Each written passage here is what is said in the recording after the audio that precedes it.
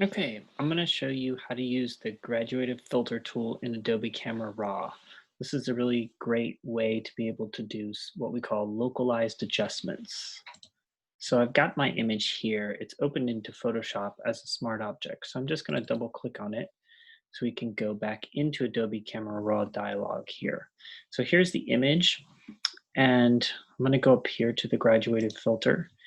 And we can see that I've got two actual gradients already applied.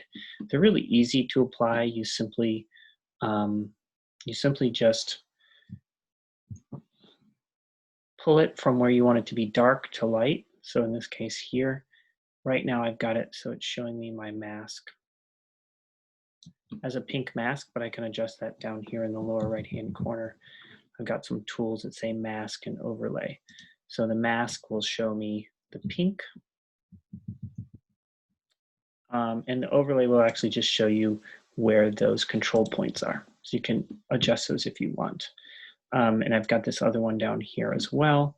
And what I'd like to be able to show you is just what did it look like before.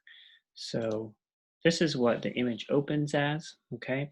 And so what the gradient graduated filter will do for me is it's gonna give me, I'm gonna make it a little darker at the bottom and also in the sky at the top. And so that's gonna lead my eyes kind of into the center of the frame. It's gonna make for a more appealing image. And so that's with a graduated filter applied.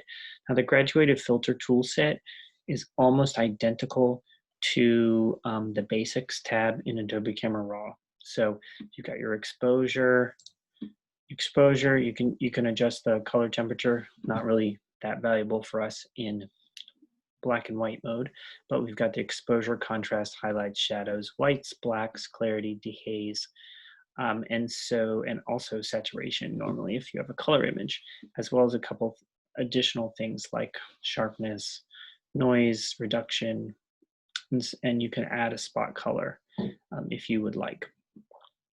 So very similar to the graduated tab. So if you're going to understand how to use that, this is going to be the same.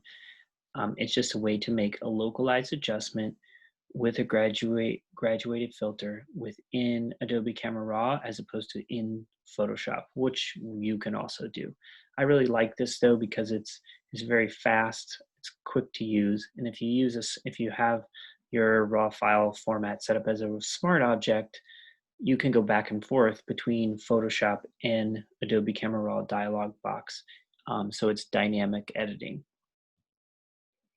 Yeah, so that's the heart and soul of this. I hope you enjoyed this. One other thing that I find really useful, if you want to see your before and after, you can turn off the mask and the overlay and you push this bottom button that kind of looks like a hamburger stack, but it looks like settings, and that's going to turn on and off your effect. And now that'll turn off on and off your effect just within the graduated filter. You can use the same thing when you're in your normal mode. Like if you go back to the zoom mode and you're back or your basic tabs, you can also use this to turn everything to your original state. Originally, this was a color image, then I can turn it into my edited state. So that shows you everything on and off. Thanks for watching.